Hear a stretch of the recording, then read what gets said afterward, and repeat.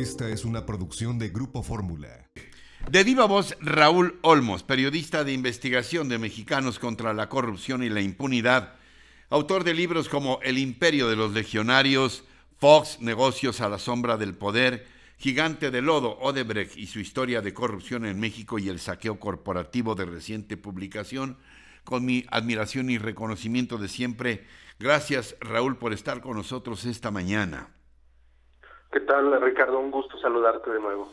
¿Cómo resumes esta investigación más reciente que involucra a colaboradores cercanos del presidente López Obrador y lo que se refiere también a esta empresa Benefac que dio servicios a Morena para la impresión del periódico Regeneración y cuáles son las irregularidades más evidentes que ustedes han encontrado en esta investigación, Raúl? ¿De qué se trata? Pregunta abierta.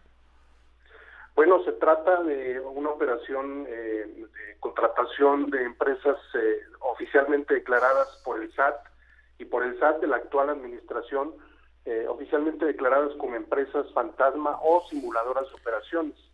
Estas transacciones que involucran a Morena fueron realizadas en años anteriores, fueron realizadas en 2016 y en la precampaña de 2018 para actos que encabezó el propio Andrés Manuel López Obrador.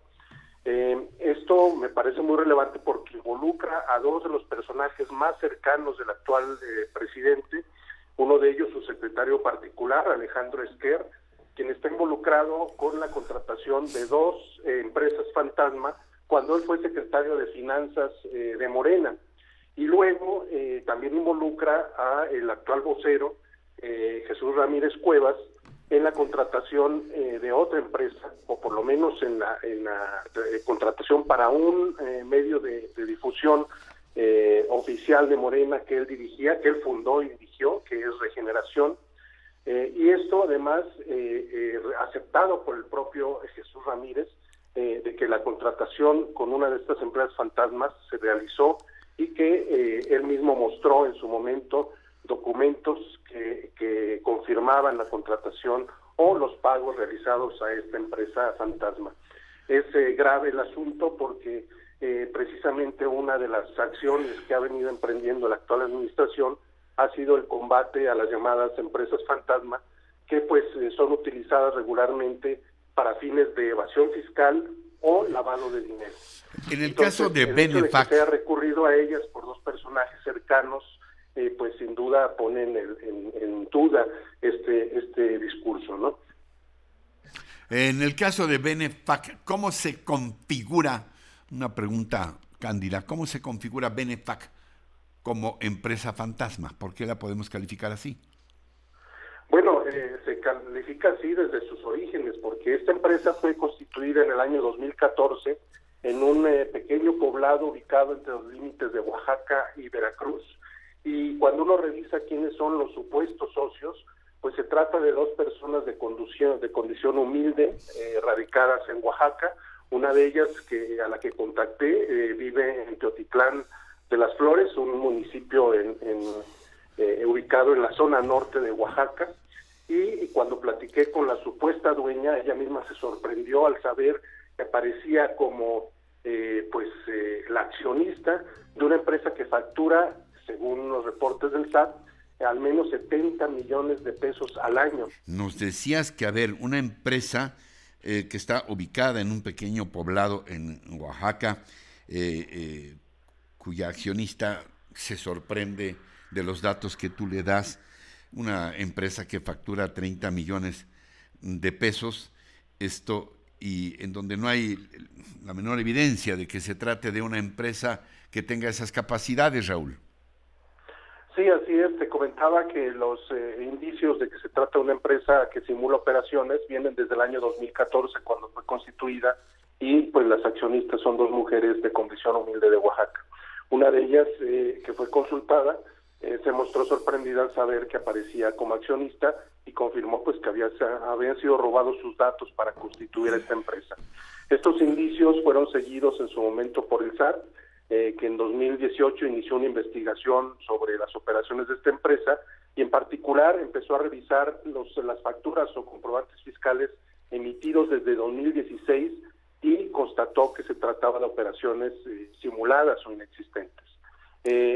Fue así que la investigación duró cerca de 2 años y en abril del presente año, abril de 2020, fue oficialmente declarada como empresa simuladora de operaciones, esto publicado en el Diario Oficial de la Federación, y esto cobró relevancia porque la empresa resulta que había sido contratada por Morena años antes. Pregunta inocente, ¿el SAT sabía que esta empresa había tenido tratos con Morena?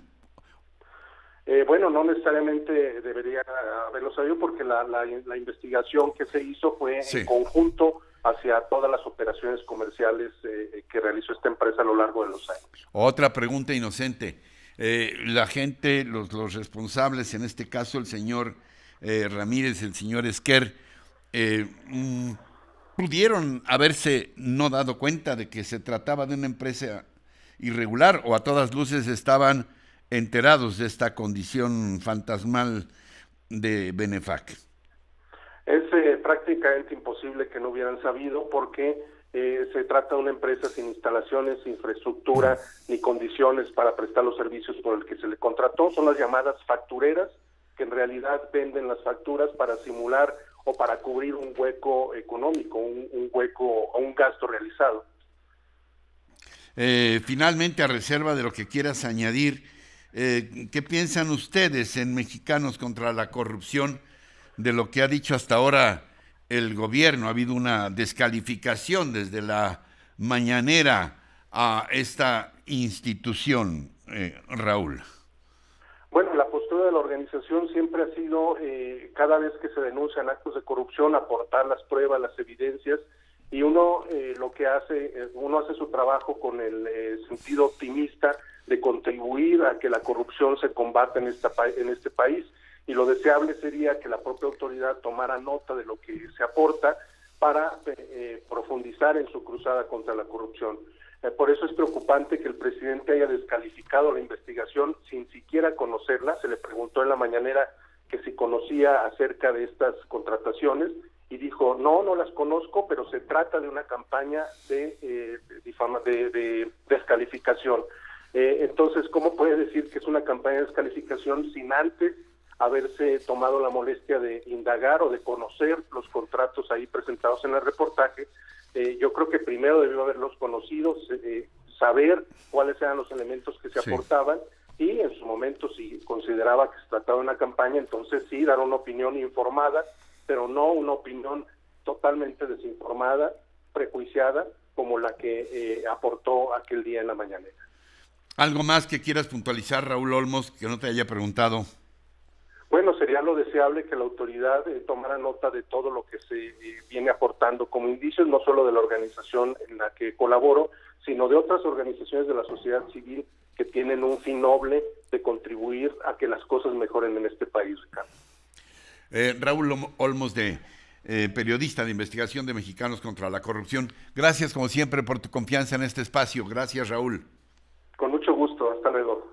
Encuentra más contenido como este en radioformula.mx.